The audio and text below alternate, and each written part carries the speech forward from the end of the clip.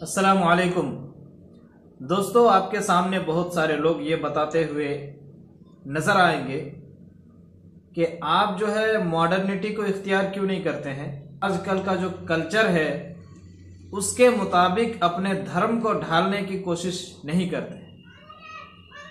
ये सवाल जब कोई नास्तिक करता है तो हमें उतना ताज्जुब नहीं होता है, क्योंकि नास्तिकों के पास तो कुछ तारीख है ही नहीं।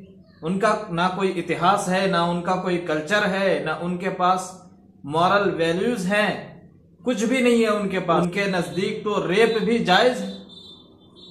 उनके नजदीक इंसान को फ्री विल हासिल नहीं है, यानी इच्छा शक्ति हासिल नहीं है इंसान को। उनके नजदीक एक इंसान और पत्थर में कोई फर्क नहीं है। तो जब ऐसी बातें कोई नास्तिक करता है तो जाहिर सी बात है इसमें हमें ताज्जुब नहीं होता है, क्योंकि नास्तिकों के पास कुछ है नहीं। वो उधार लेते हैं हर एक से। उस जमाने में, उस एरा में जो कल्चर चलता है उसी कल्चर को अपना लेते हैं, अपने डिजायर्स के पीछे चलते हैं और डिजायर्स को लीगलाइज करने की कोशिश करते हैं। ड्रग्स हो, धोखाधड़ी हो, इन सब को लीगलाइज करने की कोशिश करते हैं, नॉर्मलाइज करने की कोशिश करते हैं। अब बाकी रही बात कि इनके पास कोई पॉजिटिव थिंकिंग है या कोई पॉजिटिव विचारधारा है, ऐसा हरगिज नहीं आपको मिलेगा।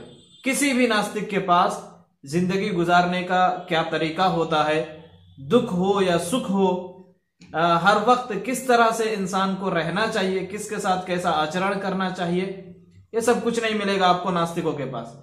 इसीलिए वो जब सवाल करते हैं कि मुसलमान आज के कल्चर को क्यों एक्सेप्ट नहीं करते हैं, तो हमें ताज्जुब नहीं होता है। लेकिन ताज्जुब होता है उन लोगों पर जो किसी धर्म को मानते हैं, चाहे वो हिंदू हो या बुद्धिस्ट हो या क्रिश्चियन हो। तो हमें बड़ा ताज्जुब होता है और हमें लगता है कि ये कहीं ना कहीं दोगलापन है और मुसलमानों को उनके दीन से भटकाने का नापाक मंसूबा है। क्यों?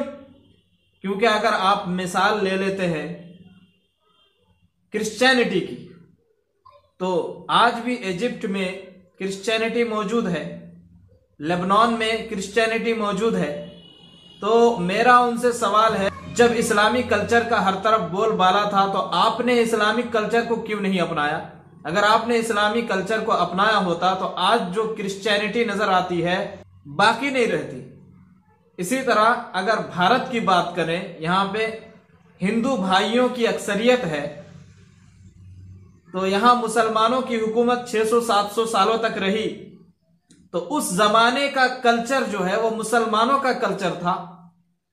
तो फिर हमारे हिंदू भाइयों ने उस कल्चर को क्यों नहीं अपनाया जो उस जमाने का मॉडर्न कल्चर था, और उस कल्चर की निशानियां आज भी मौजूद हैं।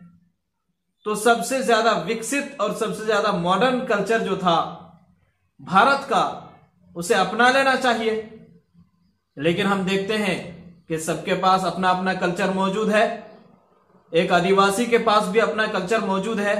तो फिर मुसलमानों से यह मांग करना कि वो अपने कल्चर से दस्तबरदार हो जाए, अपने सुनहरे इतिहास को छोड़ करके किसी और के कल्चर को उधार ले ले और उसको अपना ले, ये कितना बड़ा दोगलापन है, इसका आप खुद ही अंदाजा लगा सकते हैं। इसीलिए धर्म या कोई भी नजरिया, कोई भी थ्योरी उस वक्त तक बरकरार रहती है जब तक उसके कल्चर को और उसके आइडेंटिटी को लोग अपनाए रखते हैं, और जब उसे छोड़ देते हैं तो उस धर्म का या उस थ्योरी का या उस नजरिया और आइडियोलॉजी का खात्मा हो जाता है, अंत हो जाता है। किसी कल्चर को अडॉप्ट करना या किसी कल्चर से उधार लेना, इससे एक तो यह है कि आपका जो धर्म है वो चेंज हो जाएगा, अपनी असली हालत से दूसरी हालत में आ जाएगा, और दूसरा यह है कि आपके धर्म का अंत हो जाएगा, खात्मा हो जाएगा। तो इसको समझने की जरूरत है।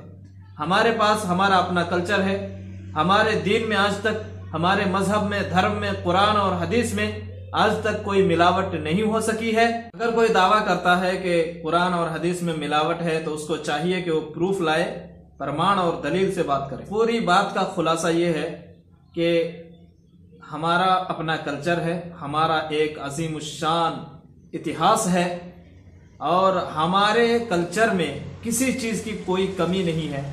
इसीलिए किसी से उधार लेने की हमें जरूरत नहीं है। सब लोगों को जरूरत है कि अपने गिरेबान में झांके और उन्होंने क्या सीखा है और उन्होंने कौन सा कल्चर अडॉप्ट किया है उस पर ध्यान दे तो ज्यादा बेहतर होगा। और अगर ज्यादा ही ऊंची सोच रखनी है तो ये सोचे कि दुनिया में पाए जाने वाले धर्मों में कौन सा धर्म सही है, तथ्यों की रोशनी में रिसर्च करे और उसको हिम्मत के साथ एक्सेप्ट करे।